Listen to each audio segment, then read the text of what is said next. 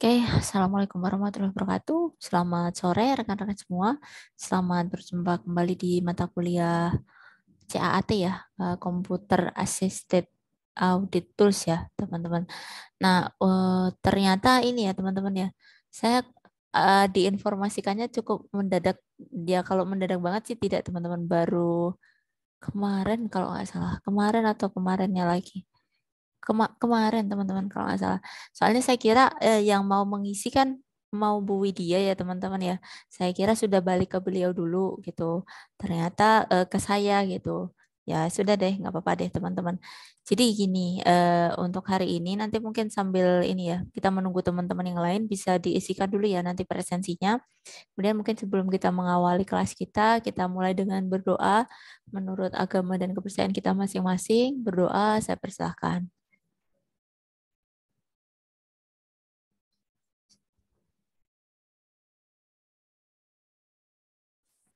Oke, saya kira berdoanya cukup.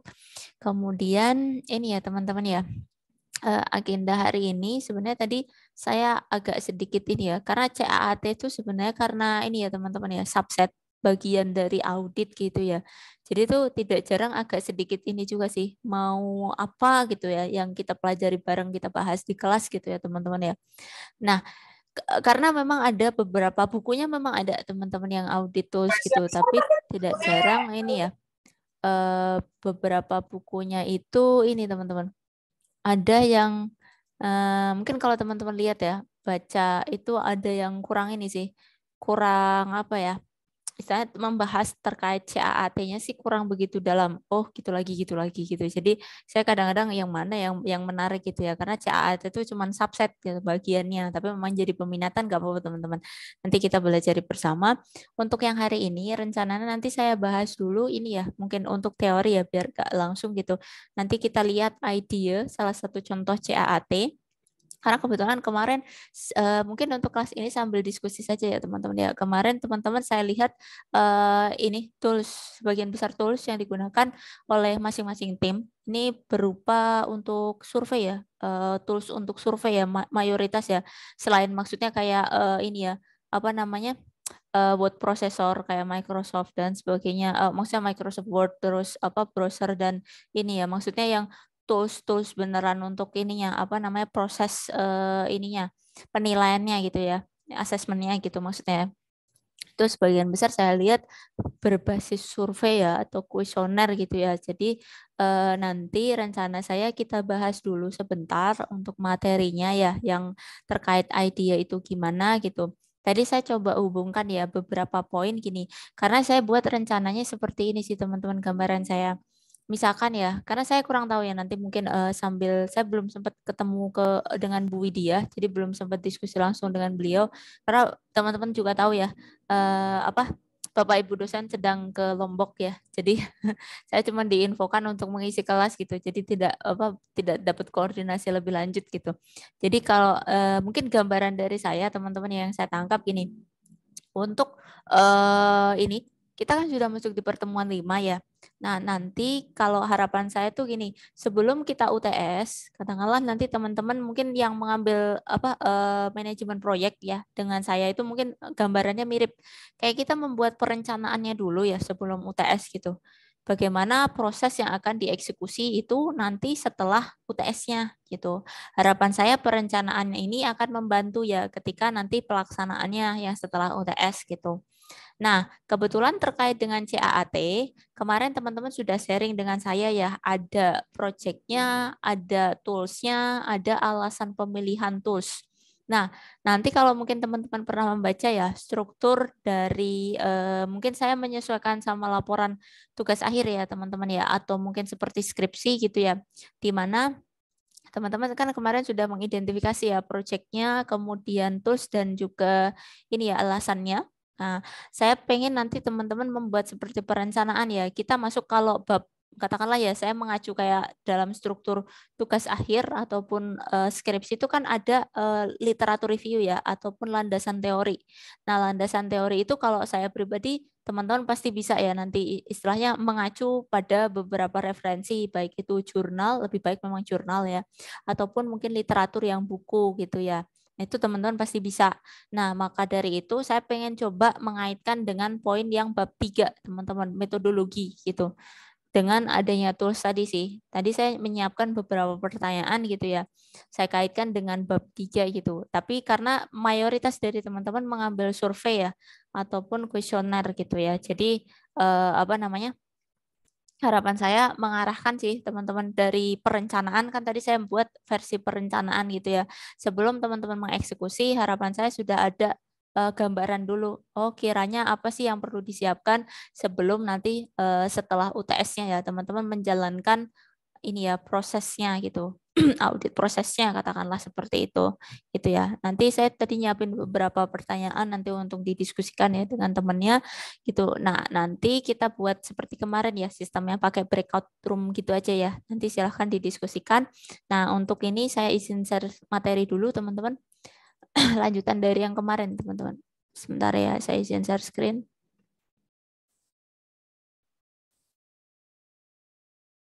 Nah, semoga sudah terlihat ya.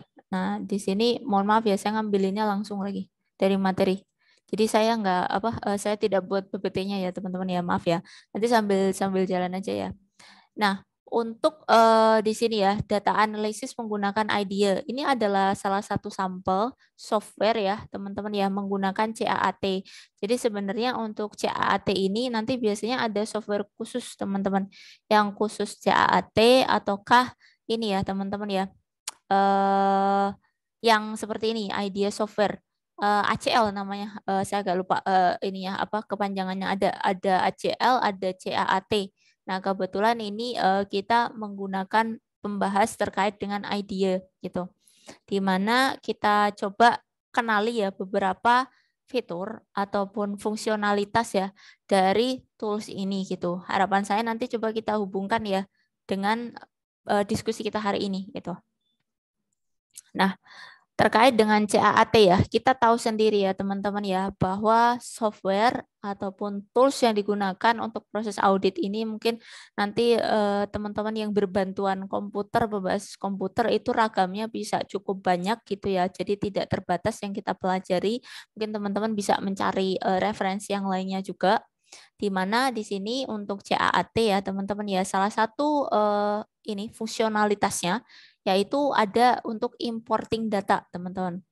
Di mana nanti dia memiliki satu fitur ya dari proses ini ya bisa melakukan import dari satu database tertentu.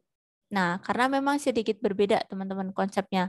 Mungkin saya perlihatkan di sini ya, ada salah satu buku yang kemarin jadi referensi ya. Mungkin maaf ya, jadi kayak diskusi aja ya kelasnya sebentar. Nanti bisa didiskusi ke tim, tapi nanti teman-teman seperti kemarin ya. Jadi ada hasil yang bisa teman-teman apa namanya presentasikan. Sebentar, saya tukar dulu screen-nya. Sebentar ya.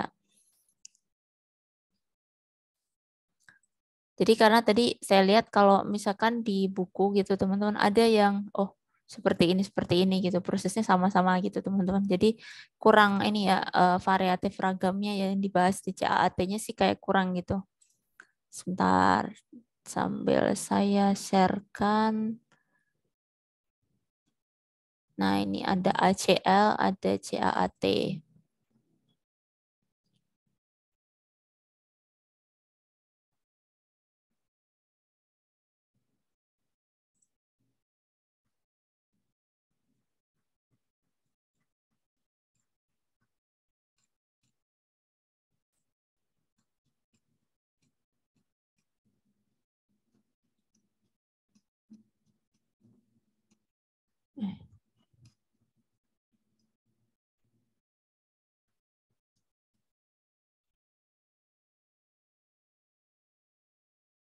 Audit Common Language teman-teman namanya. Tadi saya share yang PDF ya. Bentar. Saya izin share screen dulu. Nah, ini ya. Nah, ini teman-teman. Ada, tadi kita punya idea ya. Idea gitu. Ada juga ini teman-teman. Audit Common Language. Jadi ada tools sendiri yang memang formatnya untuk proses audit ya. Karena saya lihat tools yang teman-teman angkat mayoritas adalah tools yang digunakan untuk proses survei dan sebagainya ya.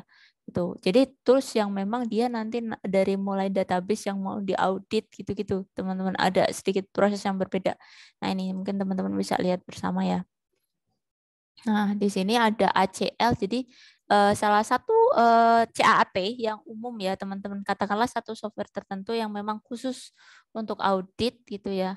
Nah, kalau kemarin kan memang berbantuan komputer ya bahasannya, tapi yang CAAT mungkin yang general digunakan oleh perusahaan-perusahaan, ada istilahnya ACL dan juga ada IDEA tadi ya.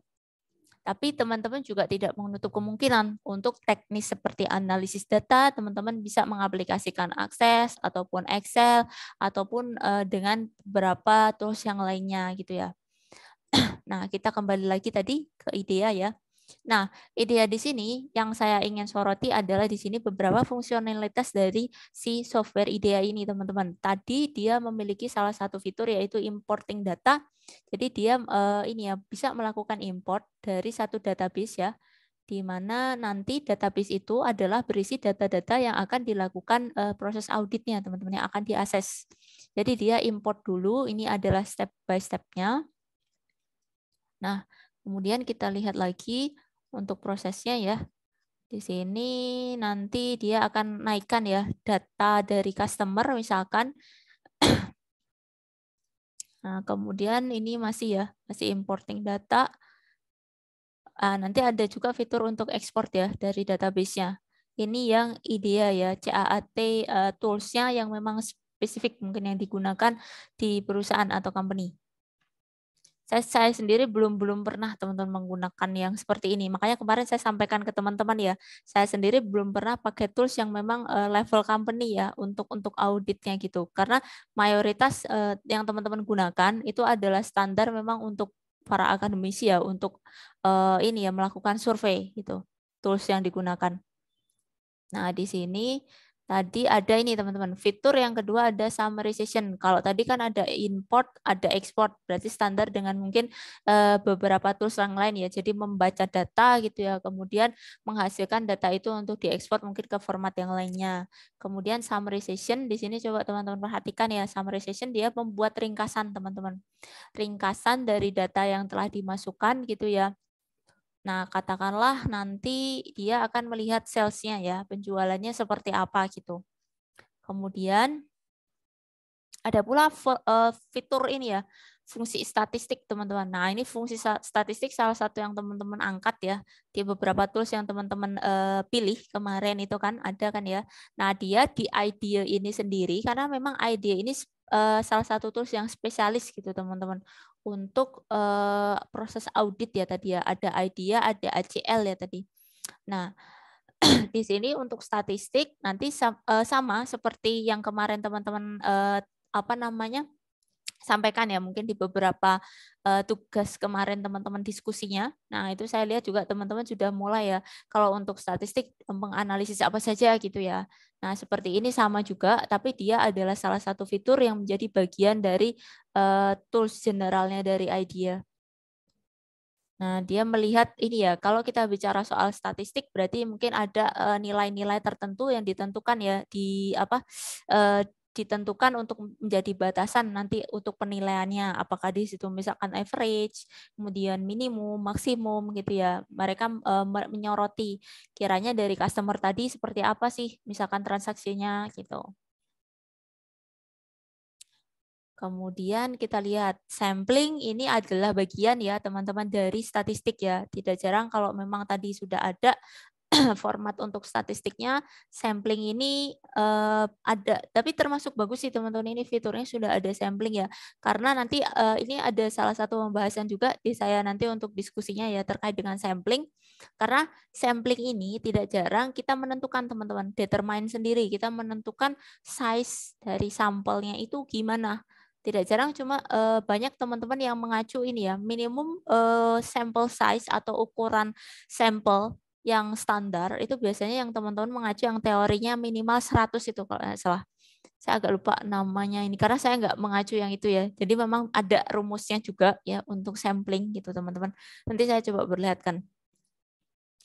Nah, di sini dia menjadi bagian tools ya teman-teman ya tadi. ada sampling sistematik, random, stratified. Nah, ini kita ada hubungannya juga ya nanti mungkin terkait dengan mata kuliah statistik dikenalin ya mungkin teman-teman ada seperti ini ya karena proses pemilihan sampel mungkin teman-teman mengecek lagi ya materi-materi yang berkaitan dengan statistik karena memang ada dan saya lihat teman-teman toolsnya milih tools statistik gitu ya. Nah, rata-rata nanti berarti nanti kita akan menyinggungkan beberapa hal terkait penilaian ini menggunakan beberapa konsep dari ilmu statistik gitu. Ada random sampling, kemudian teori sampling ya, bagaimana mendapatkan sampel, populasinya juga gitu ya. Nah, ini menjadi bagian dari tools-nya. Kalau di sini penekanannya lebih dari ini ya, si tools tadi idea, bagaimana dia mencakup fitur-fitur yang digunakan untuk asesmennya. Kemudian kita lihat nih teman-teman, ini misalkan systematic sampling ya. Ini ada random sampling, jadi nanti ketika proses pengambilan dari masing-masing data itu dia akan diambil secara random ya, seperti namanya gitu. Tapi dia sudah diformat di dalam satu tools. Kemudian stratification. Nah, stratification ini juga tingkatan, teman-teman.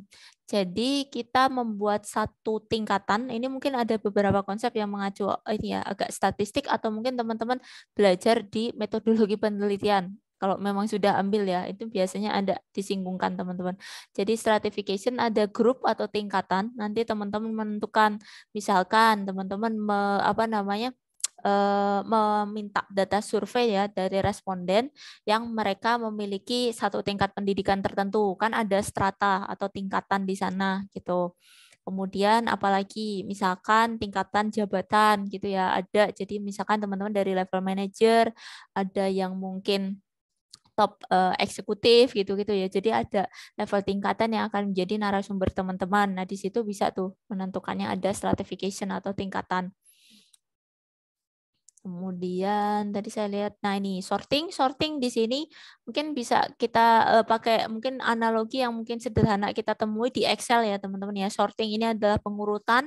Nah di situ dari data misalkan yang teman-teman peroleh ya, di situ sudah bisa disortingkan misalkan dengan satu tingkatan tertentu ya, boleh dari rendah ke tinggi atau tinggi ke rendah gitu ya untuk sortingnya. Kemudian ada fitur apa lagi yang kita bisa lihat bersama. Nah, ini yang menarik. Ada duplicate detection nih, teman-teman. Di mana di sini coba kita lihat ya, duplicate detection dia menganalisis adanya duplikasi ya, teman-teman.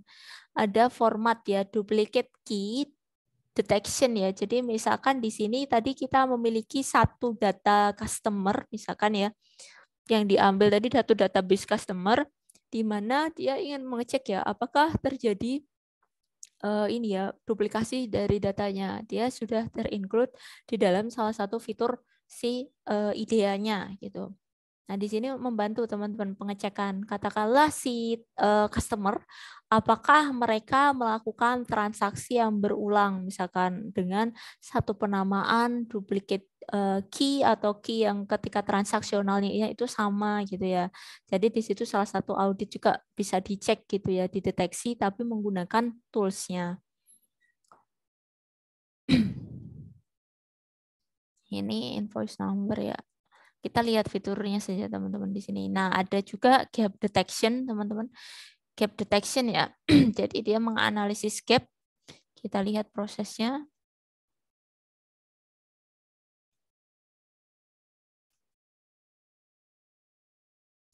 Jadi misalkan mungkin ditentukan ya di sini ya gap antara invoice number tertentu ke yang berapa gitu ya. Jadi dia kayak set limit ya, kayak bikin range ya, bikin range start dan mungkin ditentukan ya. Jadi apakah mungkin ada ini ya, mungkin kita tentukan ada satu ini ya kelengkapannya ataukah mungkin hal yang lain terkait dengan ini adanya perbedaan misalkan dengan jumlah dan sebagainya ya. Nah, ini kan ada ya jumlah tertentu dari invoice-nya. Kenapa misalkan kita lihat ya invoice number sekian bisa jatuhnya banyak. Nah, teman-teman yang punya tugas audit kan mengecek ya, kok transaksionalnya tiba-tiba dalam range sekian bisa tiba-tiba banyak gitu dibandingkan dengan beberapa periode tertentu gitu ya. Itu juga bisa. Kemudian aging. Aging ini lebih seperti penjadwalan teman-teman. Maksudnya untuk tanggal ya. Tanggalnya misalkan ya jadwalnya itu dari data misalkan apakah ada perbedaan gitu ya di data, teman-teman bisa melihat ya adakah perbedaan gap ya untuk waktunya. Misalkan file-file tertentu ada transaksi yang dilakukan itu sangat signifikan di tanggal-tanggal tertentu misalkan. Nah, itu bisa dilihat. Kemudian data extraction agak seperti BI ya teman-teman ya, data extraction ya. BI kan dari ETL-nya ya, extract transform load-nya ya. Jadi dia mulai dari extract dulu, memang ada beririsan ya dari beberapa tools yang mungkin teman-teman temui di beberapa mata kuliah yang lain ya fungsionalitasnya. Dari mulai ekstraksi, nah di sini didapatkan dulu ya datanya, kemudian penentuan kriteria misalkan. Nah, di sini Benford Law, di sini ada analisis tertentu.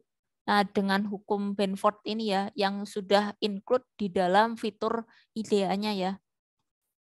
Kita tidak membahas sih teman-teman untuk penggunaan Benford Law-nya, karena memang saya takutnya ini ya, karena nggak terlalu ini ya, kecuali memang menggunakan Benford Law-nya. Nah, di sini nanti mungkin ada ketentuan tersendiri ya untuk Benford Law-nya. Ini salah satu fiturnya. Jadi katakanlah mungkin ada hukum tertentu yang memang sudah di ini ya teman-teman ya di cover di dalam tools ini. Jadi misalkan untuk perhitungannya bisa langsung ya secara otomatis tadi ya dengan mengisikan beberapa field aja. Kemudian consolidation of data ya. Nah, misalkan data-data ingin dibuat dalam satu format, misalkan pivoting tabel, kita melihat dari beberapa sisi. Mirip dengan ini ya teman-teman ya, kalau di Excel ataupun mungkin kalau teman-teman kayak pivot tabel itu jatuhnya kayak di BI juga mirip ya.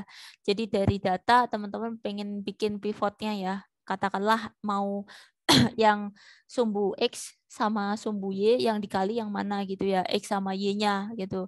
Yang mana yang akan menjadi sumbu X, yang mana yang menjadi Y gitu. Nanti teman-teman menentukan, kan di sini ada sales, ada name gitu ya. Mana yang dikali yang mana gitu ya untuk menghasilkan satu pivot. Kemudian equation editor, misalkan di sini ada rumus tertentu yang dioperasikan ya buat ini ya proses auditnya gitu. Nah, ada pula, nah ini beberapa contohnya misalkan ya tadi penggunaan ini ya beberapa simbol yang akan masuk di dalam struktur equation. Kemudian reporting nih teman-teman, reporting ini penting ya. Jadi misalkan tadi sudah dilakukan satu proses tertentu, apakah tadi misalkan Benford Law, ataukah tadi ya ada sorting, ada tadi ada apa namanya proses sorting, kemudian mungkin proses-proses yang lainnya tadi ya extraction dan sebagainya, teman-teman bisa tuh nanti meng-create satu report ya. Nah, report ini juga banyak sih teman-teman, beberapa tools yang lainnya biasanya juga menyediakan ya hasil akhir lah dari proses gitu yang dilaksanakan. Nih kita lihat lagi. Di sini saya cuma menyoroti ininya saja ya teman-teman ya, fungsionalitas nanti untuk bahan diskusi kita. Kemudian field manipulation ya, di sini ada pengelolaan untuk mengubah dari datanya ya. Fieldnya ya dari kolomnya misalkan ada yang ingin diubah dan disesuaikan gitu. Nah, ini mungkin teman-teman bisa perhatikan ya di sini ya. Jadi untuk software terkait dengan software audit ya, di sini nanti teman-teman bisa melihat ya bahwa ranah audit ini nanti cukup luas teman-teman. Tidak hanya nanti kita bicara karena audit sendiri aslinya kan kita tahu ya dari finance ya. Jadi nanti teman-teman melihat ya banyak sekali ranah audit ya dari mulai mungkin bidang kredit, kemudian yang financial, yang tax perpajakan gitu ya. Ini bukan field kita sih, tetapi ini untuk ini aja knowledge aja sih teman-teman. Beberapa fungsionalitas di dalam CAAT maksudnya yang di sana dia ini ya teman-teman ya, fungsionalitas dari CAAT yang digunakan untuk membantu dari proses audit yang aslinya. Karena kan fungsionalitas tools ini harapannya memang membantu ya, mempermudah ataupun ini ya mengefisienkan dari proses audit yang manual gitu ya. Nah, di sini coba teman-teman kenali saja sih, hanya untuk contoh aja. Kalau ininya mungkin proses yang sebenarnya ya ini ya, analisis proses yang asli, kemudian nanti di dalam CAAT dia akan diubah dari satu fungsi tertentu, ada yang extraction, date difference ya. Jadi kita melihat adanya perbedaan data tanggal gitu ya, aging gitu tadi ya, kemudian ada mungkin stratification, summarization. Nah, ini internal audit. Nah, kita langsung aja ya. Tadi soalnya ini berbau non yang kita ya, non bidang kita gitu. Nah, yang internal audit ini bisa teman-teman. Kebetulan saya ada sih teman yang apa namanya bekerja di ranah bidang internal audit gitu, dan memang berlatar belakang IT teman-teman, karena nanti dianya sendiri yang melakukan proses audit terkait IT di perusahaannya gitu. Di mana di sini kita lihat bersama ya, task atau tugas yang aslinya adalah misalkan ada statistical analysis, kemudian exception item, kemudian duplicate ya. Kalau memang ada payment, tapi coba lihat ya, payment mungkin terkait dengan pengadaan ini ya, barang-barang terkait dengan SIDNTI-nya. Kemudian ada beberapa analisis juga ya yang lainnya. Nah, nanti teman-teman bisa menggunakan beberapa fitur ya, seperti statistik, kemudian tadi ya gap detection, misalkan untuk tanggal-tanggal tertentu yang transaksionalnya terlihat aneh, janggal gitu ya. Kemudian summarization, membuat summary ya dari data yang tersedia gitu ya. Ini adalah fungsi-fungsinya saja sih. Kemudian nanti misalkan teman-teman melihat ya, mengaudit terkait dengan purchasing, sistem yang untuk pengelolaan pembelian misalkan, nah teman-teman mengontrol apakah ada duplicate payment tadi ya, jadi teman-teman disodori data transaksionalnya, teman-teman memastikan ya ada tadi ya payment jangan sampai duplicate, kemudian vendornya juga ya jangan sampai vendor yang sudah kita tidak gunakan lagi masih terdata gitu ya, hal-hal yang tidak diperlukan. Kemudian duplicate invoice, invalid purchase ya, jadi pembelian yang tidak valid. Nah, seperti ini ya. Payment tanpa ini ya, bukti receive pembelian gitu. Nah, ini adalah contoh-contoh proses yang mungkin teman-teman nanti bisa lihat ya dengan beberapa fungsi, misalkan filtering, sorting, summarization ya, tadi membuat satu apa namanya summary ringkasan ya, mana aja yang trouble, kemudian duplicate dan sebagainya. Nah, ini hanya contoh-contohnya saja teman-teman dari penggunaan CAAT ketika nanti misalkan diterapkan ya teman-teman ya dengan beberapa fungsionalitas yang terdapat di software. Nah, saya geser lagi ya ke PPT-nya sebentar. Ini kemarin kita sudah diskusi ini ya, terkait dengan diskusinya ada project-nya dari teman-teman masing-masing tim, kemudian tools-nya, kemudian alasan pemilihan tools-nya ya. Nah, di mana tadi saya coba buat catatan teman-teman untuk diskusi kita ya. Jadi saya mengarahkan ke ini sih teman-teman, apa namanya, kita buat kayak perencanaan ya nanti untuk persiapan proses eksekusinya sih gitu. Saya kurang tahu nanti kalau sama Bu Widya ya nanti saling menyesuaikan aja ya teman-teman ya. Ini termasuk untuk persiapan proyeknya saja teman-teman. Makanya di sini saya berikan judul perencanaan CAT project ya. Tadi saya sempat ada gambaran dari mengacu dengan ini ya komponen metodologi ya ketika kita melakukan satu riset ya atau penelitian gitu teman-teman. Nanti silahkan ya dengan teman-temannya satu tim gitu, coba dari kasus yang teman-teman angkat untuk proyeknya bisa didiskusikan teman-teman. Skopnya ya, katakanlah kemarin kalau tidak salah teman-teman kan sudah menentukan ya proyeknya. Nah, silakan bisa dirincikan ya untuk skop. Misalkan teman-teman menganalisis karena kebetulan kita apa namanya sifatnya belajar ya untuk mata kuliah gitu ya. Nah, nanti teman-teman boleh nih menentukan, misalkan di sana ada 5 sistem. Nah, teman-teman yang akan dianalisis sistem apa saja sih? Atau satu saja misalkan, atau dua gitu ya, misalkan A dan B gitu. Nah, nanti teman-teman bisa sampaikan ya. Kemarin kan ada beberapa kasus ya kalau tidak salah. Seingat saya ada yang apa yang pengiriman, kemudian apa sih saya agak lupa. Ada beberapa gitu ya. Nah, nanti mungkin teman-teman bisa detailkan yang akan teman-teman soroti ini komponennya apa? Apakah IT infrastruktur secara keseluruhan ataukah bisa juga teman-teman nanti menentukan misalkan teman-teman mengambil di departemen tertentu misalkan dari perusahaan tersebut atau khusus di daerah tertentu. Jadi di sini saya minta teman-teman menjelaskan skopnya dari objeknya ya. Jadi lebih rinci gitu. Kemudian saya minta teman-teman melihat ya fungsi apa saja sih yang teman-teman akan nilai ya atau assess gitu, assessment-nya akan dilaksanakan di fungsi apa saja gitu ya. Misalkan ya dari tadi ya sistem A mencakup memiliki berapa ya, katakanlah misalkan 10 fitur, apakah 5 fitur saja yang teman-teman akan teliti gitu ya. Nah, nanti silakan di sini skopnya adalah pembatasan dari teman-teman untuk mengkerucutkan ya objek dari penelitian teman-teman. Gitu ya tadi. Batasannya aja dulu. Nah, sama ini teman-teman. Objek ini juga berelasi ya sama nomor 2 teman-teman yang nomor 1 ya. Tadi penentuan objek juga ya. Kalau tadi kan kita bicara objek ini yang di atas ya, maaf ya. Saya revisi deh. Nah, di sini yang akan dinilai ini batasannya dulu ya. Nah, ini juga bisa sih teman-teman, objek juga bisa sih. Tapi mereka adalah yang kita ini ya, ini ya teman-teman yang nanti misalkan teman-teman juga bisa menginformasikan ya nih, menentukan proses perolehan data ya. Perolehan data. Jadi nanti misalkan, karena saya lihat dari data teman-teman kemarin itu mayoritas adalah menggunakan survei ya. Nah, nanti bagi yang survei atau kuesioner, misalkan menggunakan survei atau kuesioner, silakan bisa disampaikan, katakanlah populasinya apa saja gitu ya, kemudian sampelnya gitu. Nah, kemudian setelah nanti misalkan teman-teman sudah menentukan ya, nah ini bisa dilanjutkan ya. Ini nomornya nggak urut deh. Bentar ya. Nah, ini menentukan instrumen ini berkaitan teman-teman. Kalau tadi teman-teman sudah menentukan ya, katakanlah tadi perolehan data maksudnya selain dari yang ini ya dokumen ya. Kan data ini bisa yang dokumen ya. Nanti kalau hanya dokumen saja silakan. Tapi kalau memang karena saya lihat teman-teman pakai toolsnya itu tools statistik. Berarti nanti ada populasi, ada sampel ya untuk pengambilan data yang ininya ya.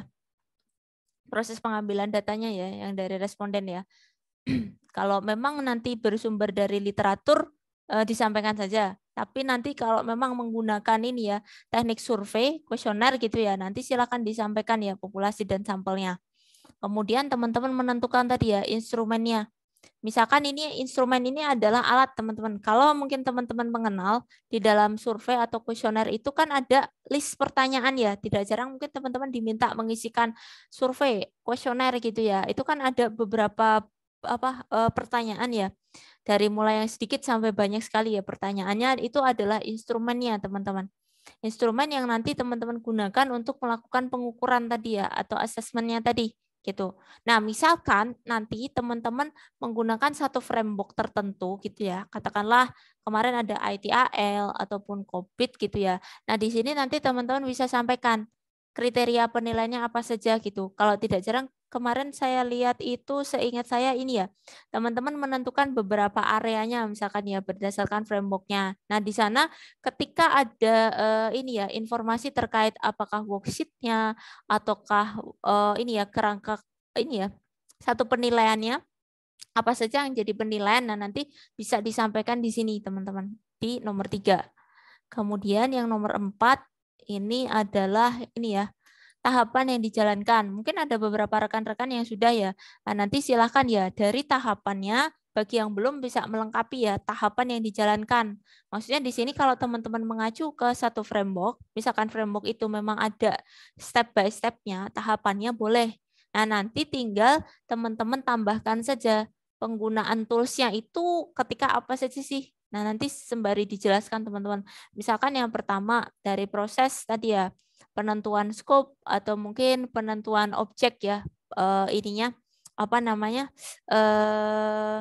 Yang akan diteliti dulu ya. Teman-teman menentukan dulu objek yang akan diteliti, baru nanti dilanjutkan untuk tahapan berikutnya. Nah, nanti misalkan ada tools tertentu yang digunakan, nah nanti silakan disampaikan gitu. Gitu teman-teman. Jadi lebih ke apa ya? Saya pengennya teman-teman diskusi saja sebagai perencanaan ya. Nanti ketika proses ini ya pelaksanaan dari CAAT project-nya gitu. Saya share dulu ya ke kalian sebentar. Saya taruh dulu deh di chat biar lebih cepat ya. Sebentar, saya stop share dulu. Nanti silakan ya berkelompok dengan timnya untuk berdiskusi. Katakanlah seperti kemarin ya teman-teman ya, sekitar mungkin tadi agak banyak ya. Kita ketemu lagi di 4.40 deh gitu.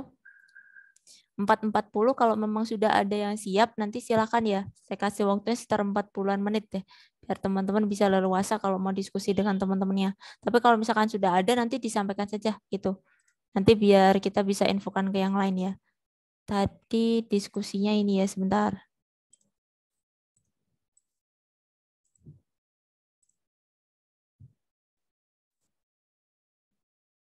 Saya share ini aja ya teman-teman sebentar.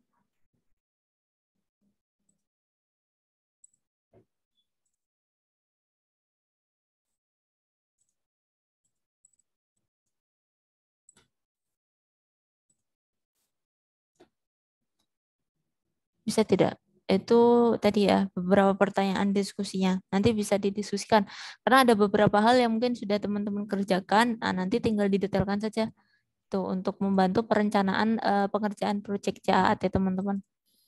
Ini tadi sudah saya taruh di chat ya. Silakan bisa dicoba dulu nanti untuk dilihat, didiskusikan dengan teman-temannya ya. Kemudian saya bukakan ininya ya, breakout room-nya. Kita kalau nggak salah ada berapa tim? 6 apa 7 ya? Kalau nggak salah ada 7 tim ya, kalau tidak salah ya. Eh, berapa sih? Saya agak lupa.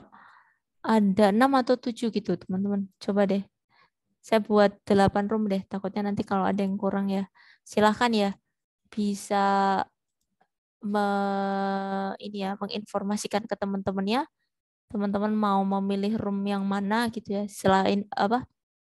eh, boleh selain yang ditentukan. Misalkan teman-teman ternyata roomnya apa tim berapa mau ke room yang lain silakan janjian sendiri ya silakan.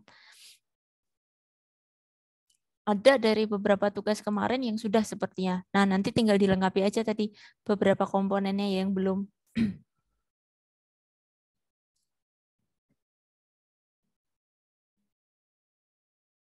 Kita ketemu sekitar 4.40 ya. Nanti bagi yang akan presentasi silakan ya teman-teman tambahannya kelanjutan dari yang kemarin.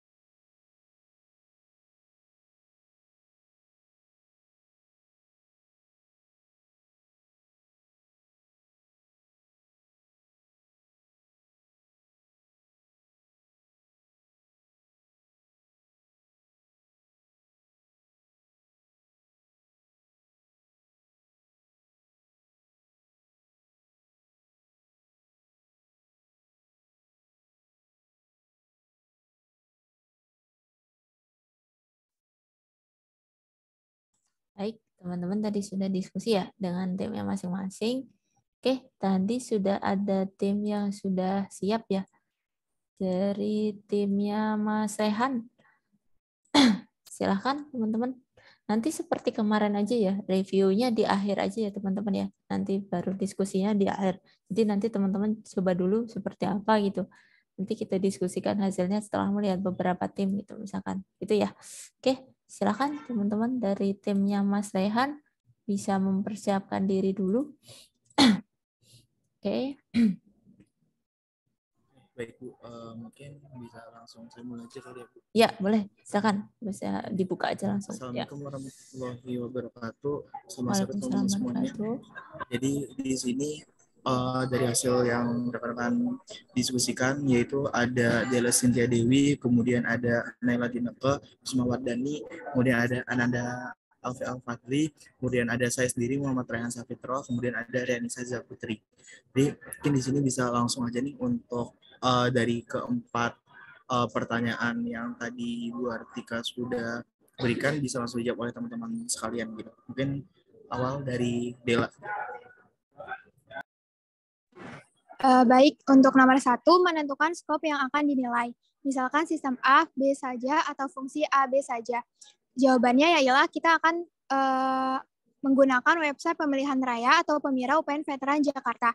Skop atau batasan domain COVID yaitu kita menggunakan 4 domain, ada EDM, Evaluate, Direct, and Monitor, lalu ada APO, Alert and Organize, lalu ada yang ketiga DSS, Deliver Service and Support, dan yang terakhir ada MEA, Monitor, Evaluate, and Assess. Untuk nomor 2 bisa dilanjutkan oleh teman saya. Oke, selanjutnya nomor 2 ini ialah menentukan objek atau populasi sampel, di mana keseluruhan subjek penelitian ini ialah seluruh mahasiswa UPN Veteran Jakarta angkatan 2019 sampai 2022. Untuk nomor 3 akan dilanjutkan oleh teman saya.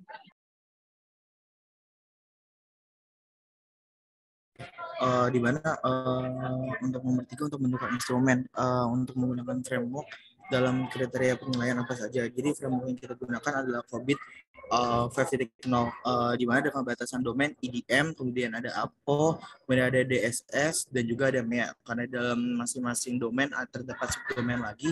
Jadi yang EDM ini domainnya kita pakai EDM 02, kemudian EDM 04. Kemudian yang APO kita di sini pakai APO 02, APO 09, APO 12 dan APO 13. Kemudian untuk domain dari DSS itu sendiri ada DSS 01, DSS 04, DSS 05 dan MEA 01. Kemudian selanjutnya hasil pengolahan data akan disesuaikan dengan proses capability model level tingkat 1 sampai dengan 5. Mungkin bisa di-scroll ke bawah, Rianisa. Oke.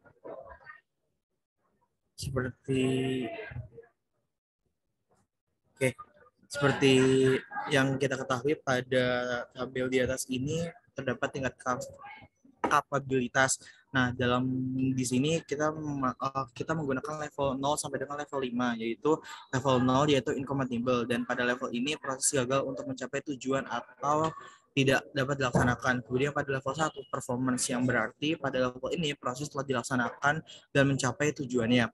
Kemudian pada level 3, level ini terstandarisasi dengan baik, kemudian diimplementasikan menggunakan proses yang telah didefinisikan untuk mencapai hasil yang diinginkan. Kemudian pada level 4 yaitu predictable. Nah, dalam level 4 ini sudah memiliki batasan yang konsisten untuk meraih harapan dari proses yang dimaksud dalam audit. Kemudian pada level 5 ini optimizing, yaitu proses pada level ini sudah ditingkatkan secara berkelanjutan untuk memenuhi tujuan bisnis saat ini dan yang akan datang. Kemudian untuk nomor 4 akan dilanjutkan oleh rekan saya. Ya, selanjutnya di sini ada terkait tahapan yang dijalankan. Nah, seperti yang sudah pernah dikerjakan sebelumnya, yaitu langkah atau tahapan yang pertama, di sini ada perumusan masalah seperti apa yang perlu dikerjakan, kemudian juga ada penentuan objek, yaitu pemira yang sudah disebutkan. kemudian tujuan, dan selanjutnya sih sebenarnya ada penentuan framework, domain, dan segala macamnya. Nah, untuk tahapan yang kedua di sini ada studi literatur berdasarkan penelitian yang terdahulu atau sebelumnya. Lalu yang ketiga ada juga analisis proses bisnis pada website Pemira. Yang keempat ada analisis business, performance, information, data, economic, control atau security, dan juga efisiensi dan service. Dan yang kelima menentukan IT proses domain COVID 5.0 berdasarkan domain yang sudah ditentukan sebelumnya yang sudah dijelaskan. Selanjutnya, Padli. Selanjutnya yang keenam ada membuat indikator pertanyaan atau kuesioner berdasarkan domain yang ditentukan.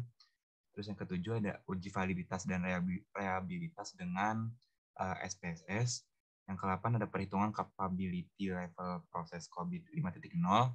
Yang ke-9 ada perhitungan rata-rata capability level. Dan yang ke-10 ada perhitungan gap analisis sesuai dengan perhitungan yang sudah dihitung di atas.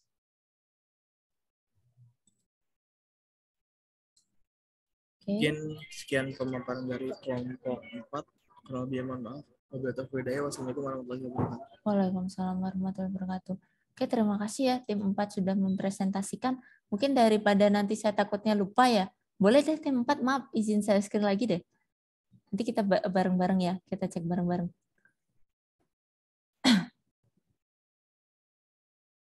Nah, ini teman-teman naik ke atas dulu deh. Oke, boleh scroll ke atas. 12-an. Ya. Oke, stop. Nah, tadi kita sudah dibahas ya untuk tim 4 ya. Tadi ini objeknya adalah website Pemira ya, karena memang satu ya. Nah, nanti sudah menentukan ya seperti ini ya teman-teman ya. Jadi harapan saya teman-teman jadi lebih terarah sih mana, karena kebetulan ini bukan ini ya, belum format satu skripsi gitu ya. Jadi kalau tugas istilahnya mata kuliah, teman-teman boleh mengambil mana yang memang menjadi batasan ya. Jadi yang bisa membantu teman-teman, harapannya dengan waktu yang diberikan nanti tercapai ya ininya ya targetnya gitu. Jadi jangan terlalu mungkin muluk-muluk banyak yang ingin dicapai gitu ya. Kalau bisa yang ini saja yang mudah ditargetkan untuk teman-teman, yang mudah untuk direalisasikan gitu. Nah, ini tadi ditentukan seperti ini, boleh nih teman-teman ditentukan batasannya atau nanti menyesuaikan dengan kasus masing-masing ya. Kemudian tadi ya dengan penentuan objeknya sudah ya. Katakanlah tadi karena Pemira berarti mereka-mereka yang nanti akan teman-teman minta ya data sekunder ya yang nanti akan menjadi narasumber adalah mahasiswa UPN. Nah, saran saya nanti misalkan untuk samplingnya ya teman-teman ya. Dan ini populasinya ya seluruh mahasiswa katakanlah. Nah, nanti teman-teman ini aja, ini kan ada dua istilah ya. Mohon maaf ya mungkin sembari kita mengingat lagi ya konsep mungkin bisa di metodologi penelitian ataupun mungkin teman-teman ketika belajar statistik, saya kurang tahu ya, mungkin Bapak atau Ibu dosen menyampaikan atau saya sedikit review lagi ya. Jadi untuk populasi teman-teman, populasi adalah total keseluruhan ya dari misalkan tadi ya objek pengguna dari si UPN ya. Nah, nanti silakan didetailkan. Misalkan teman-teman mengambil populasinya kan sebenarnya keseluruhan ya. Kalau memang sampelnya ingin yang ini, jadi nanti dipisah saja. Populasinya berarti kan keseluruhan pengguna dari website.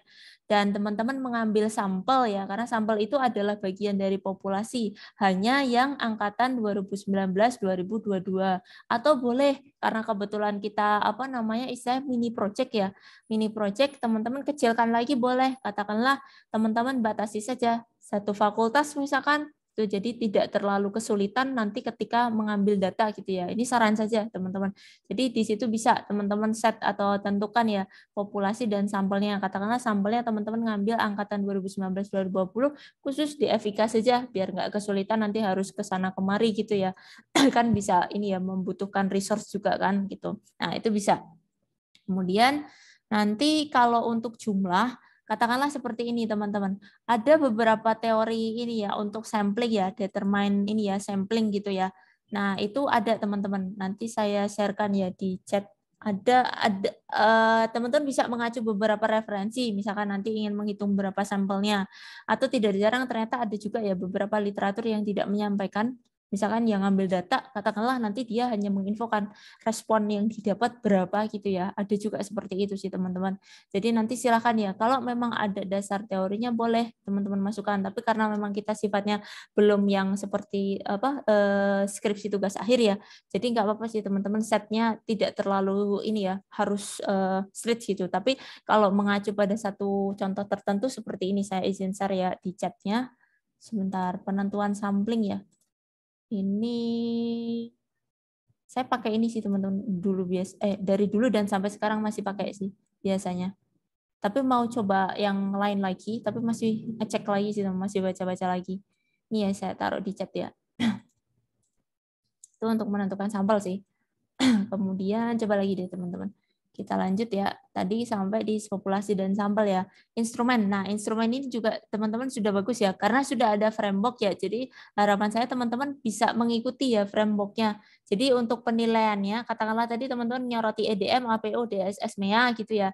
Nanti di sana kan ada tuh yang dinilai bagian apa. Nah, saran saya nanti silahkan teman-teman di list. Jadi tidak hanya kodenya ya, karena tidak jarang saya sering ketemu ya teman-teman mahasiswa itu ngelisnya oke, APO 2, APO 1, APO 12. Nah, waktu ditanya isinya dalamnya apa gitu, mereka bingung gitu. Nah, saran saya mungkin bisa di list ya, ada kodenya tetapi ada rinciannya. Jadi APO misalkan 02 itu terkait apa sih yang dibahas gitu. Nggak apa-apa teman-teman nanti ngopi gitu. Itu membantu mengarahkan teman-teman ya.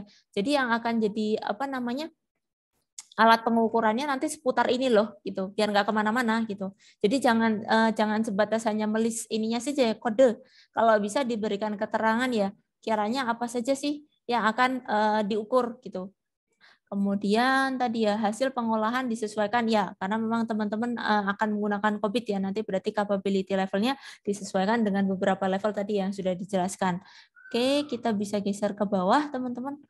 Untuk yang poin 4, nah, di sini, ini tahapan, ini biasanya nanti terserah teman-teman ya. Ada beberapa, nanti mungkin saya contohkan ya. Kebetulan saya pernah yang menganalisis ini ya, resiko. Kalau saya sih melihatnya audit itu rata-rata mungkin nanti dia akan ada step khusus ya per masing-masing framework. Tetapi secara general sama ya. Jadi kayak ini ya, perumusan masalah, kemudian nanti menentukan objek yang jadi penelitian, dan beberapa tahapan yang berikutnya yang sama gitu, secara standar dengan format penelitian. Nah, di mana di sini coba teman-teman perhatikan ya, ada tahapannya ya. Nah, seperti ini berarti nggak apa-apa teman-teman define sendiri. Jadi teman-teman definisikan ya step by step-nya. Kalau memang di dalam katakanlah COVID ya, ada tahapan tertentu yang memang terurut ingin teman-teman jadikan acuan gitu, nggak apa-apa gitu. Itu boleh juga, nggak apa-apa. Karena kan memang mengacu pada tahapan proses karena metodologinya dengan COVID gitu ya. Nanti disesuaikan saja ya. Misalkan di sana ada beberapa tools tadi ya, ada penambahan kayak tadi ya uji validitas reliabilitas, itu kan nanti berarti termasuk ada tadi ya penggunaan tools SPSS dan sebagainya. Kan saya minta biar teman-teman tahu ya pada tahap ini kiranya nanti teman-teman harus mempersiapkan apa sih. Kan kita berkaitannya auditnya nggak sebatas audit, tetapi bagaimana audit itu benar-benar menggunakan ini ya perangkat-perangkat tools ya yang berbasis komputer gitu. Itu ya teman-teman ya. Karena semuanya mayoritas rata-rata berbasis survei kalau tidak salah ya. Tapi nggak apa-apa, karena kan memang kita combine ya sama teori audit juga. Oke, saya kira demikian teman-teman untuk tim 4 ya tadi ya. Sudah oke sih teman-teman, nanti tinggal dilengkapi aja tadi beberapa halnya saja. Sedikit masukan saya saja teman-teman. Saya nggak apa-apa, tidak ada kata fix sebenarnya. Tapi bagaimana kita saling sharing aja untuk istilahnya saling menambahkan ya. Gitu. Silakan. Tadi timnya Mbak Siti ya, yang mau present, silakan bisa dipersiapkan dengan timnya. Bisa screen ya Bu. Silakan Mbak. Sudah terlihat? Sudah? Silakan Mbak.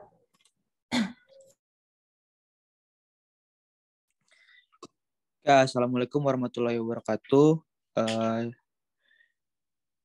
Kita dari kelompok 3 ingin mengaudit sistem informasi isi cepat.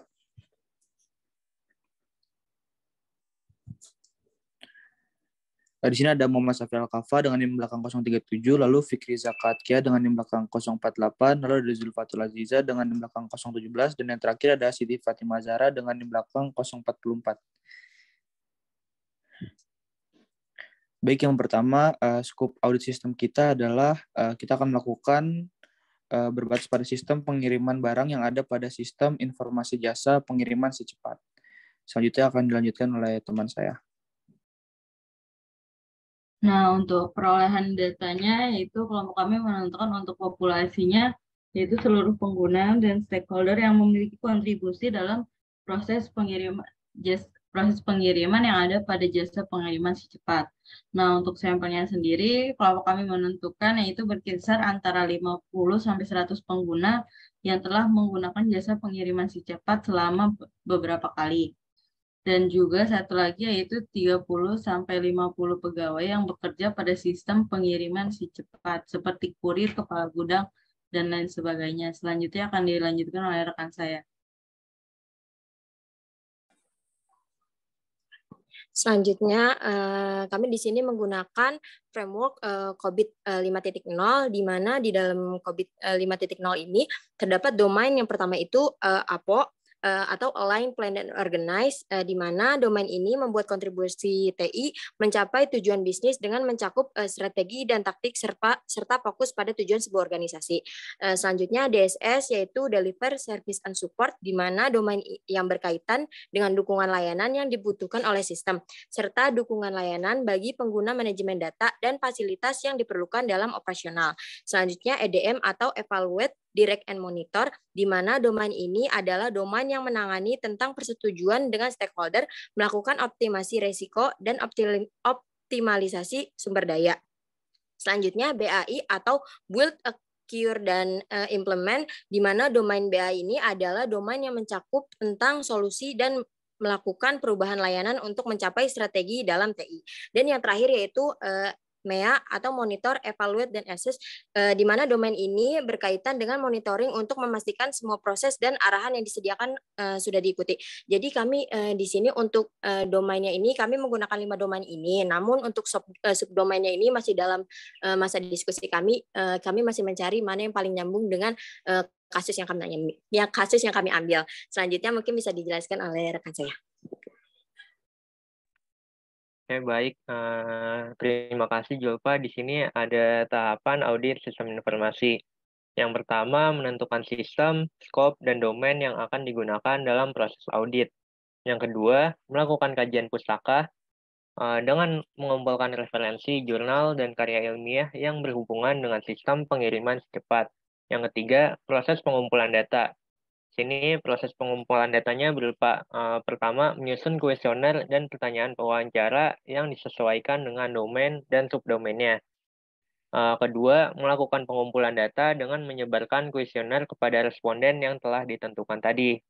Yang ketiga, kuesioner menggunakan Google Form. Lalu tahapan berikutnya yaitu proses analisa data. Yang pertama, proses analisa hasil kuesioner menggunakan SPSS. Kedua, dengan tools SPSS akan digunakan dalam menghitung maturity level dan clone batch alpha pada sistem informasi cepat. Dan tahapan yang terakhir yaitu hasil akhir. Dari analisa data nantinya akan memberikan sebuah rekomendasi yang nantinya diharapkan akan dapat digunakan untuk peningkatan sistem informasi si cepat. Kurang lebihnya sekian presentasi dari kami. Mohon maaf bila ada salah kata. Wassalamualaikum warahmatullahi wabarakatuh. Waalaikumsalam warahmatullahi wabarakatuh. Oke, terima kasih tim 3. Oke, ditahan dulu ya, bentar. Kita geser lagi deh teman-teman ke depan gitu. Nah, ini ya skopnya tadi ya. Berarti nanti teman-teman akan melihat pada sistem pengiriman barang ya dari si cepat. Oh, ini maaf, sistem pengiriman barang ini berarti nanti akan berhadapan dengan user ini, customer non pegawai atau pegawainya saja, teman-teman di sini. Ada nantinya akan berhadapan dengan yang non usernya. pegawai juga. Oh, Iya. oke. Jadi ada ini ya, soalnya saya kira gini teman-teman, takutnya kalau internal ini ya pengiriman di si cepat berarti kan nanti yang teman-teman berarti ini ya menanyakannya orang-orang internal gitu ya. Tapi berarti ada user yang kayak kita, orang biasa gitu ya. Non ini ya, karyawan di dalam si cepat gitu, bisa? Iya Bu, benar. Oke. Berarti di sini sistem pengirimannya ya, sistem pengirimannya saja ya, berarti oke di sini ya sudah masuk ya skopnya. Berarti untuk fungsionalitasnya all ini ya, keseluruhan dari ininya ya, sama ya dengan yang tadi ya sebelumnya ya, yang pemira, jadi all yang ada di dalam sistem pengiriman ya. Oke, sudah. Kita masuk ya, geser berikutnya. Teman-teman, ada perolehan data ya. Seluruh pengguna dan stakeholder ya dalam pengiriman. Oke, berarti semua. Ada ininya tidak teman-teman untuk datanya, si cepat? Tadi saya lupa malah yang di depan ya. Semua ininya ada? Ada datanya tidak? Jumlah ininya berapa gitu? Sudah dapat belum? Kayak yang Belum. di depan juga ya, yang tim sebelumnya ya. Kalau memang ada datanya, saya sarankan boleh tuh kalau misalkan dilengkapi ya. Jadi populasi jumlahnya sekian gitu boleh. Jadi teman-teman sampaikan memang seluruh pengguna dan stakeholder. Kalau ada angkanya gitu ya, ada data jumlahnya berapa gitu mungkin bisa ditambahkan gitu. Kalau di sini sampelnya sudah di-set ya, sekiranya berapa. Nah, kalau memang ada rumus yang digunakan itu boleh digunakan sebagai referensi ya, penentuan kiranya sampelnya berapa. Tapi memang ada yang tidak menentukan tapi langsung kiranya nanti sebar data gitu ya, berapa feedback yang didapatkan, kemudian berapa data yang normal gitu ya tanpa ada kosong dan sebagainya gitu-gitu. Nah, itu untuk masukan saja. Kita lanjut untuk perolehan data sebenarnya sudah oke, nggak apa-apa. Nanti tinggal dilengkapi beberapa kalau memang ada. Nah, ini tadi ya masih ada beberapa instrumen atau komponennya yang nanti. Nah, ini kebetulan tadi teman-teman memang sudah menentukan ya. Jadi area-area apa saja yang jadi penilaian. Nah, nanti misalkan ada beberapa subnya tadi ya, silahkan ya nanti mana yang relevan gitu bisa dikelompokkan ya. Mumpung masih perencanaan gitu ya. Jadi bisa mengarahkan teman-teman untuk tahu tadi yang katakanlah EDM nomor berapa, BAI nomor berapa gitu ya, yang relevan. Karena berhubung masih belajar juga, teman-teman nggak harus semua dicakup, mana yang relevan saja ya tadi ya gitu. Oke, sama untuk tahapan juga sudah oke sepertinya tadi ya, sudah menyampaikan. Coba bisa geser ke tahapan tadi sudah ya. Rata-rata teman-teman nanti akan ini ya bersinggungan atau menggunakan toolsnya ada di proses analisis datanya ya sebagian besar ya yang di sini ya, nggak apa-apa teman-teman, nanti pas prosesnya saja sih CAT-nya digunakan ya tadi ya untuk menghitung apa kemarin kan sudah ada fungsionalitasnya tapi sudah nggak apa-apa di sini masukkan untuk perhitungan hasil kuesioner ya nanti karena nanti mengacu pada COVID-nya juga. Oke, terima kasih tim 3 itu aja sih tadi masukan saya kayaknya tidak terlalu banyak ya untuk tim 3. Nanti bisa dilengkapi ya tadi beberapa yang kurang gitu. Oke, terima kasih. Terima kasih, Bu. Makasih ya tim 3 ya. Silahkan dari timnya Mas Arief ya.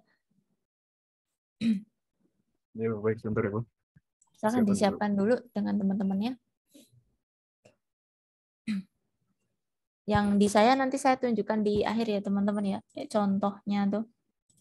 Tapi memang berbeda sih yang saya lakukan kebetulan dengan teman-teman. Hanya gambaran saja sih. Baik, semuanya. Assalamualaikum warahmatullahi wabarakatuh. Selamat sore. Assalamualaikum warahmatullahi wabarakatuh. Kami dari kelompok 2 ingin melanjutkan presentasi progres dari pekerjaan kelompok kami. Kami dari kelompok 2 itu ada Irma Zerlina Mahira, Nika Manglusinta, Winnie Anissa Fadila, Muhammad Arif Budiman, dan Naila Nulani Maharani. Baik, tahapan selanjutnya akan dilanjutkan oleh teman saya. Baik, di sini ada skop. Skop dalam bahasa Indonesianya merupakan ruang lingkup, merupakan batasan subjek yang akan diteliti. Dapat berupa batasan masalah ataupun jumlah subjek yang diteliti. Materi yang akan dibahas maupun variabel yang akan diteliti. Kali ini ada aktor, aktivitas, tempat, atau lokasi. Di aktor, pelaku yang diteliti berfokus kepada pengguna aplikasi Maxim di lingkungan Fakultas Ilmu Komputer UPN Veteran Jakarta S1 Sistem Informasi Angkatan 2020. Aktivitasnya, kami mengevaluasi sistem operasi Maxim di lingkungan UPN Veteran Jakarta menggunakan 5 domain ITIL versi 3, Service Strategy, Service Design, Service Transition, Service Operation, dan Continual Service Improvement. Dan yang terakhir ada tempat atau lokasi. Penelitian ini berfokus pada ruang lingkup UPN Veteran Jakarta. Selanjutnya akan dilanjutkan oleh rekan saya. Kemudian untuk populasinya, di sini populasinya adalah pengguna maksim di lingkungan Fakultas Ilmu Komputer UPN Veteran Jakarta, jurusan S1 Sistem Informasi Angkatan 2020. Sedangkan untuk sampel yang digunakan adalah setengah dari jumlah populasi untuk memenuhi data kuesioner, yaitu sebanyak 30 mahasiswa. Kemudian selanjutnya akan dilanjutkan oleh teman saya. Baik, di sini ada instrumen dari kelompok kami. Pertama, ada servis strategi, yaitu ada servis portfolio management, financial management, dan demand management. Kemudian ada servis design, ada servis katalog management, servis transition, servis operation, dan CSI. Nah, di instrumen ini kelompok kami masih akan mendiskusikan lebih lanjut domain mana saja dan subdomain mana saja yang akan kami masukkan dalam proyek kami. Selanjutnya akan dijelaskan oleh rekan saya. Baik, sebelumnya kelompok kami menggunakan framework ITIL, yang dimana framework ini kita menggunakan semua domain, dan untuk subdomainnya sendiri kita masih merencanakan apa saja yang masih kita pilih. Kemudian dari subdomain itu kami adanya kriteria penilaian, yang dimana di sini ada maturity level. Di sini ada 0 sampai dengan 5 penilaian, di mana untuk 0 sendiri itu keterangannya adalah non-existence, yang dimana tidak ada sama sekali proses TI, teknologi informasi. Kemudian untuk penilaian yang satu, initial existent, yang dimana sudah ada proses TI namun belum ada standarisasi. Kemudian penilaian yang kedua yaitu repeatable but intuitive, yang dimana proses TI dibebankan pada individu saja dan terlalu mengikat pada kemampuan individu itu sendiri. Kemudian untuk penilaian yang ketiga, define process, yang dimana proses TI sudah dikomunikasikan namun belum diterapkan secara maksimal. Kemudian untuk penilaian yang keempat, manage and measurable, yaitu TI sudah ada dan stabil namun masih terbatas. Kemudian yang kelima, optimize, yang dimana proses yang ada sudah ditiru oleh beberapa instansi atau departemen. Jadi ini adalah kriteria yang kami gunakan untuk menilai apakah sistem dari Maxim masuk pada kategori yang mana. Untuk selanjutnya akan dilanjutkan oleh rekan saya. Kemudian pada studi kasus ini yang akan kami gunakan, yaitu pertama membuat kuesioner berdasarkan domain ITIL. Kemudian setelah pembuatan kuesioner tersebut, kami menyebarkan kuesioner tersebut kepada 30 sampel, sebanyak 30 sampel untuk pengumpulan datanya menggunakan Gform.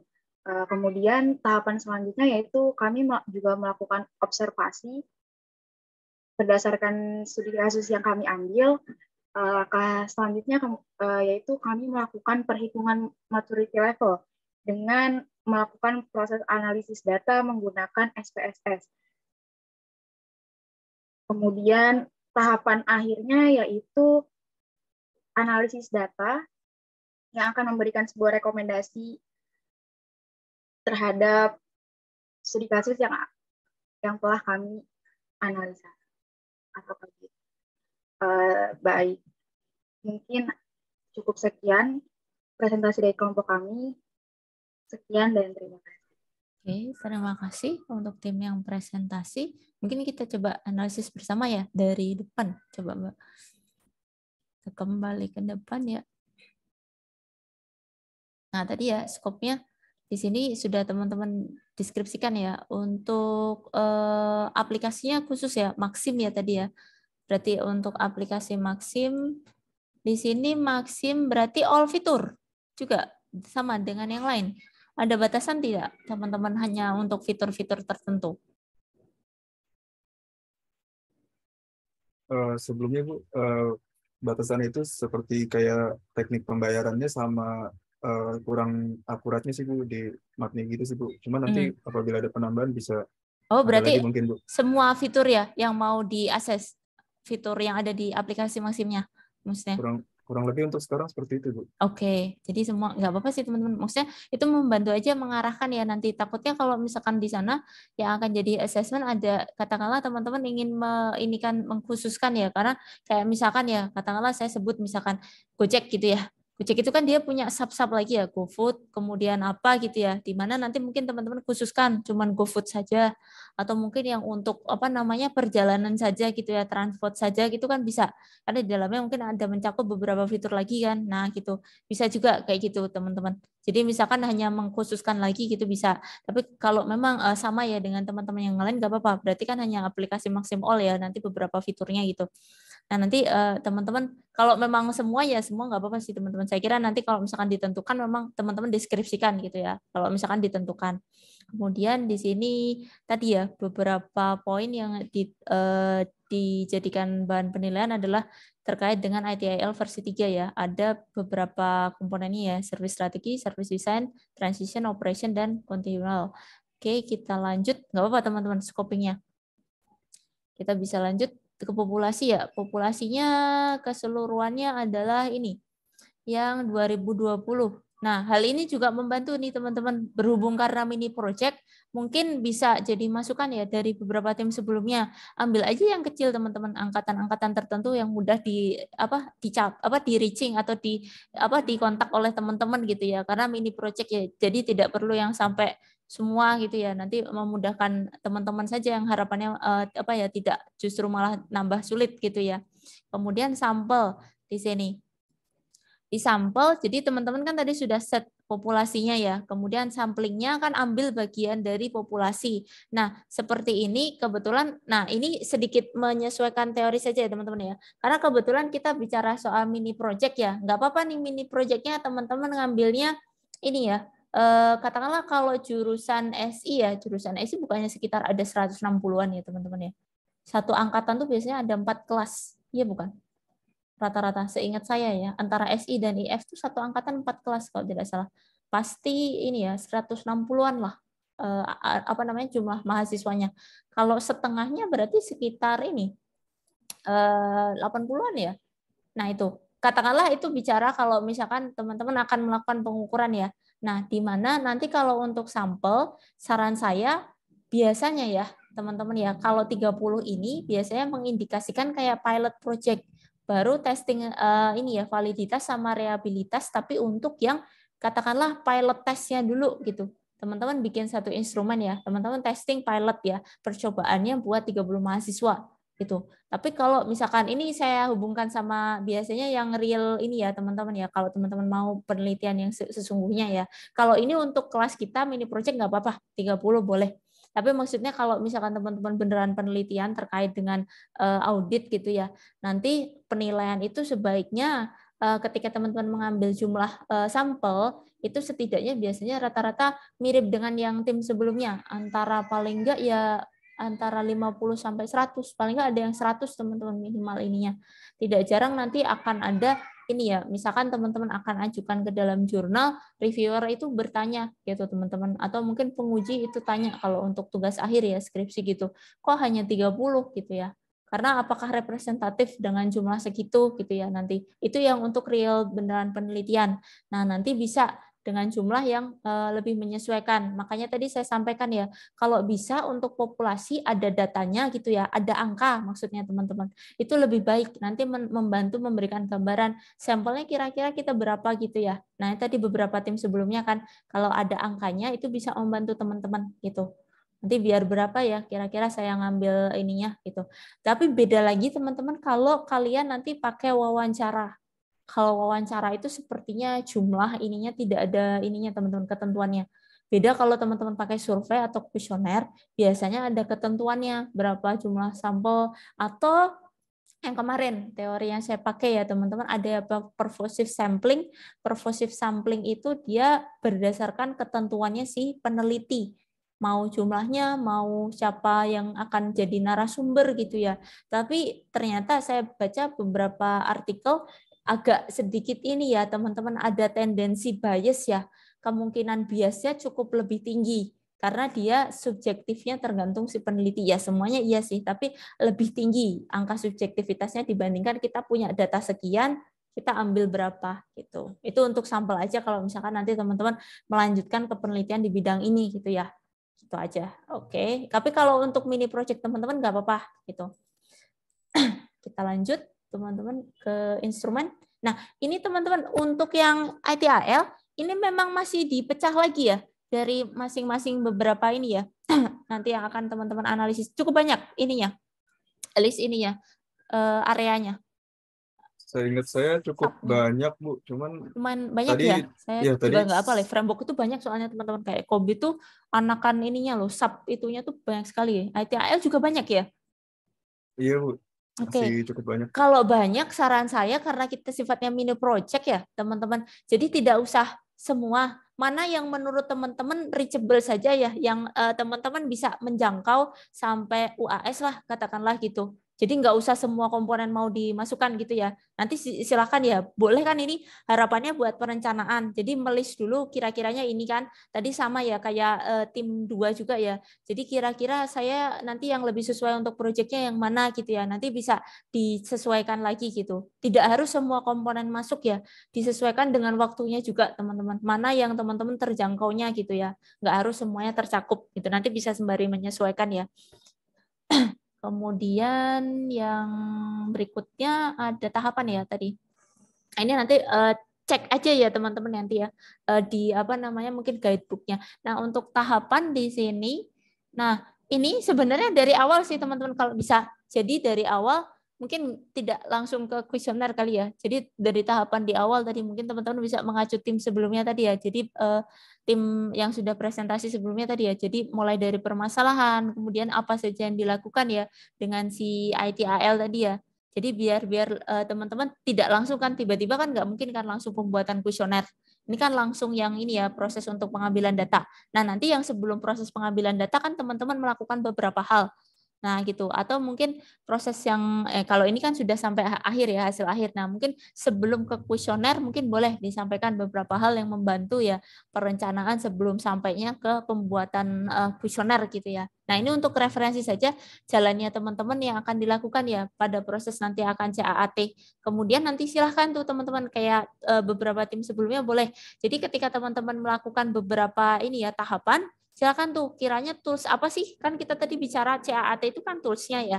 Nah toolsnya apa saja yang digunakan.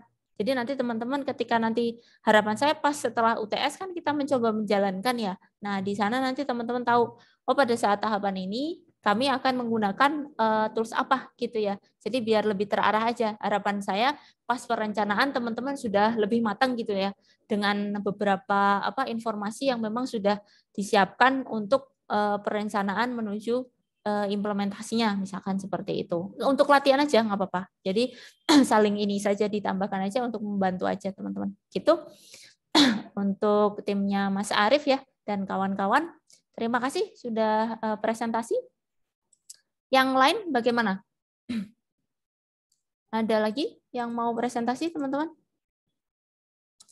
Kalau belum ada ini tadi ya, saya sedikit sharing seperti ini gambarannya. Ini yang pernah saya lakukan sih teman-teman. Dan alhamdulillah sudah publish sih. Kalau yang ada lagi tadi yang saya sampaikan ya, ini kebetulan Octave Allegro yang satunya masih jalan teman-teman. Karena menunggu saya benerin, karena untuk publikasi Desember apa ya, kalau nggak salah, insya Allah Desember. Semoga sih nggak mundur. Saya belum perbaiki, ada beberapa poin yang harus saya perbaiki nih teman-teman. Ini kebetulan yang saya kerjakan ketika S2 nih teman-teman. Saya izin share dulu. Oh ya, teman-teman yang sudah presentasi ya, terima kasih ya. Tadi tim-tim yang sudah presentasi silahkan ya dibuat seperti kelompok 2 ya. Nama dan NIM-nya bisa ditaruh di chat ya. Di all aja nggak apa-apa teman-teman. Silahkan ya. Nanti takutnya saya kelupaan deh. Tapi nggak apa-apa nanti. Untuk penanda aja silahkan ya. Bisa dikopikan aja yang sudah dikerjakan tadi.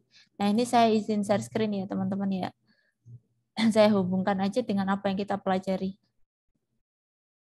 Sebentar, saya izin share screen. Ini kita bahas dulu sebentar ya, nanti habis itu closing deh.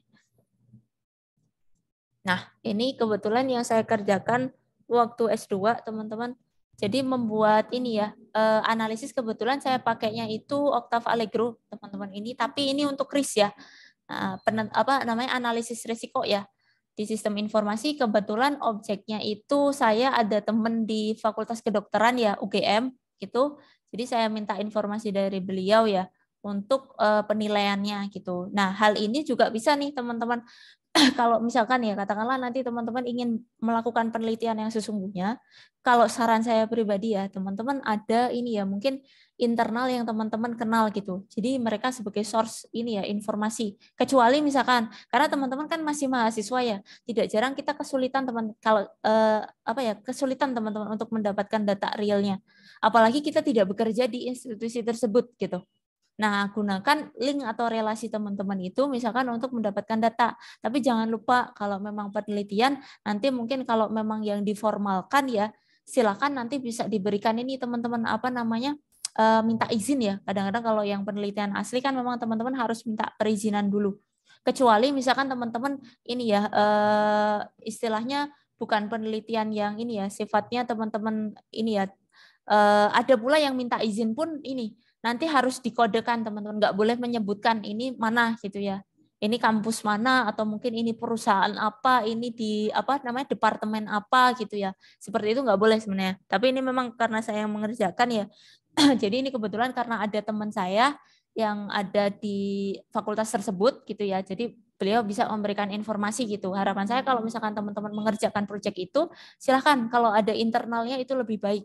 Karena pengalaman saya pribadi, ada teman internal, saya sudah minta izin ya ke perusahaan setempat, perusahaan itu, tapi ternyata agak sedikit kesulitan juga teman-teman. Orang-orangnya belum tentu mau memberikan data yang teman-teman harapkan gitu.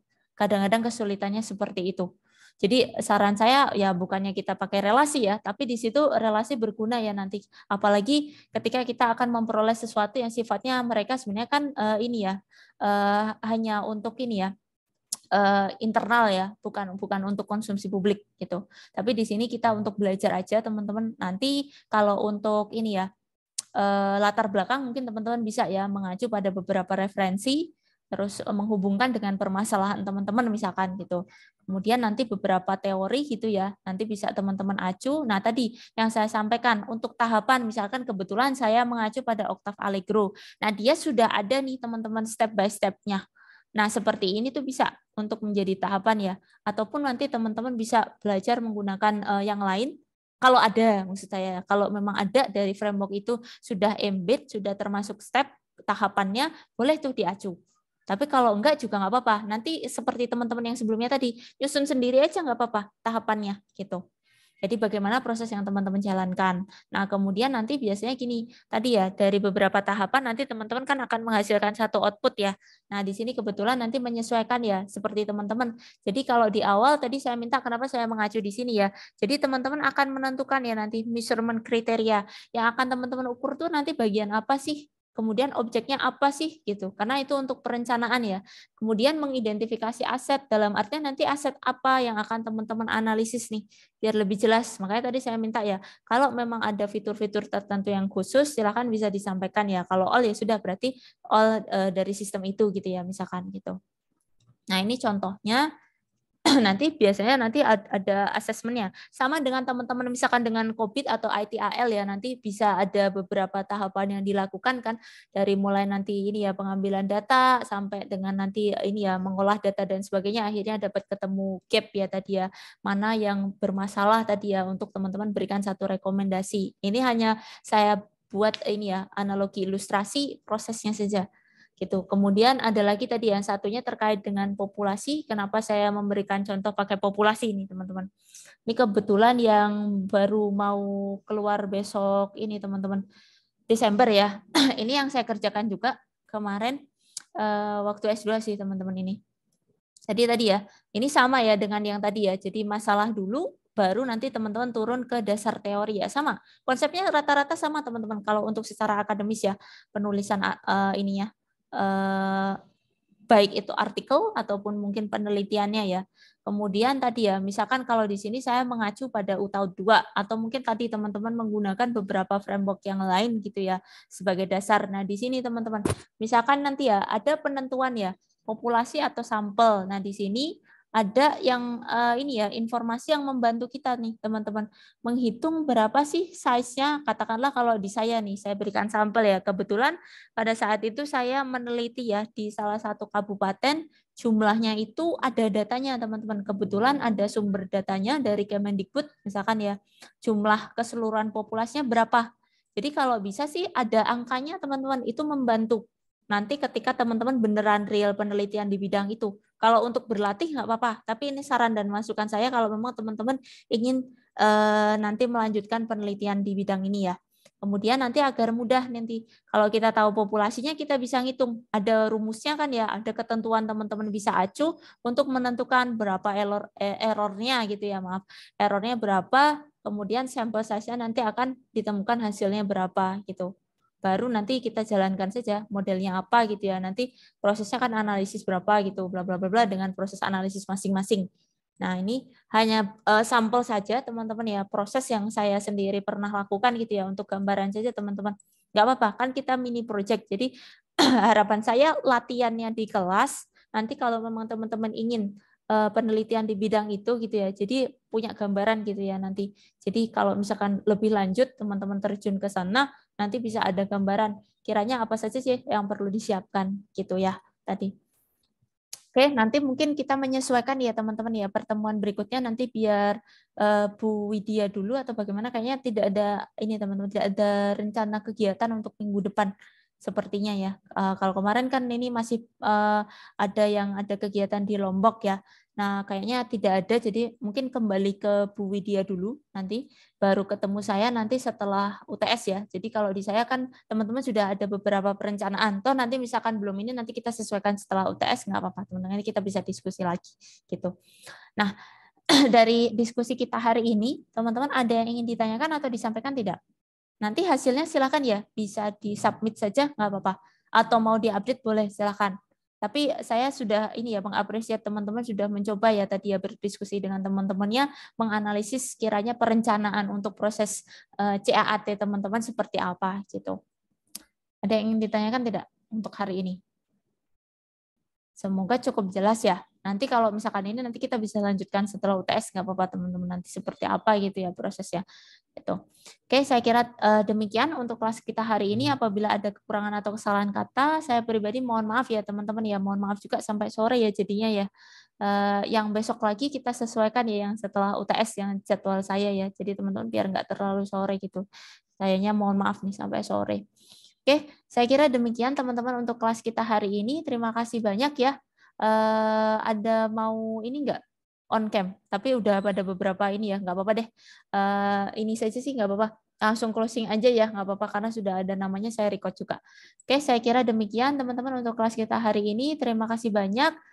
Semoga ilmunya bermanfaat ya. Saya tutup ya kelasnya ya. Wabillahi taufiq wa hidayah. Wassalamualaikum warahmatullahi wabarakatuh. Terima kasih teman-teman. Waalaikumsalam. Terima kasih banyak Ibu Artika. Terima kasih ya teman-teman ya. Saya izin close ya kelasnya.